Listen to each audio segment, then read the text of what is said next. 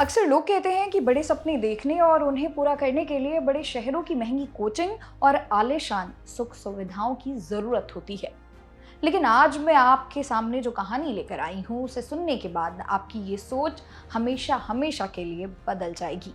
ये कहानी है उन जाबाज छात्रों की जो जंगलों और पहाड़ों के बीच बसे छोटे छोटे गांवों से निकले और सीधे देश के सबसे टॉप कॉलेज में जाकर अपना परचम लहरा दिया। जी हाँ, तमिलनाडु के आदिवासी कल्याण विभाग के स्कूलों के 48 छात्रों ने इस साल इतिहास रच दिया। इन बच्चों ने देश के सबसे प्रीमियम पर्यटन संस्थान यानी IITTM की प्रवेश परीक्षा पास कर ली है। आज की इस वीडियो में हम जानेंगे कि कैसे इन छात्रों ने सीमित संसाधनों में यह नामुमकिन सा दिखने वाला मुकाम हासिल किया और सरकार इनके लिए क्या बड़े कदम उठाने जा रही है। पिछले साल इसी कम्युनिटी से सिर्फ 11 छात्रों का सिलेक्शन हुआ था, लेकिन इस बार ये आंकड़ा चौगुना होकर सीधे 48 पर पहुंच गया। और सबसे गर्व की बात जानते हैं क्या है? इन 48 छात्रों में 18 छात्राएं शामिल हैं, जो महिला सशक्तिकरण की एक अद्भुत मिसाल हैं। अब आपके मन में सवाल होगा कि आखिर ये बच्चे किस संस्थान में पढ़ने जा रहे हैं। दोस्तों, इन छात्रों का सिलेक्शन हुआ है IITTM यानी Indian institute of hotel and travel management में।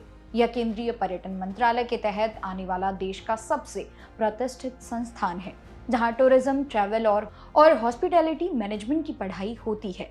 ये सभी छात्र अब उत्तर प्रदेश के नोएडा कैंपस में 3 साल का BBA in tourism and travel का कोर्स करेंगे।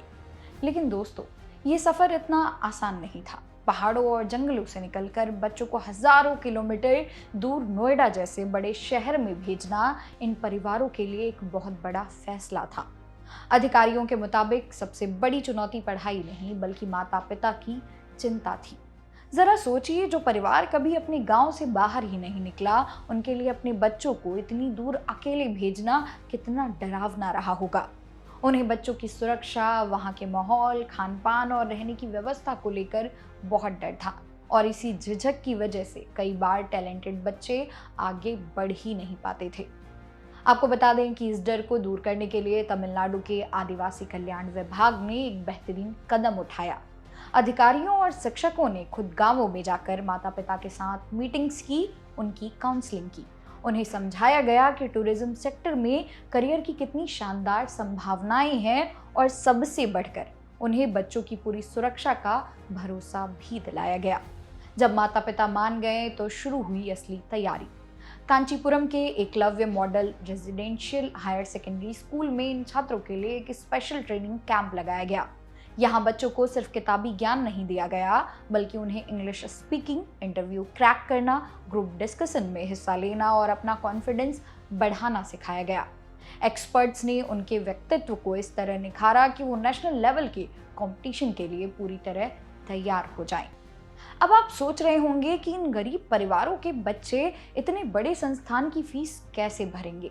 तो दोस्तों, यहाँ पर आती है इस कहानी की सबसे खूबसूरत बात। इन सभी 48 छात्रों की पढ़ाई, रहने और खाने पीने का पूरा खर्चा तमिलनाडु सरकार उठाएगी।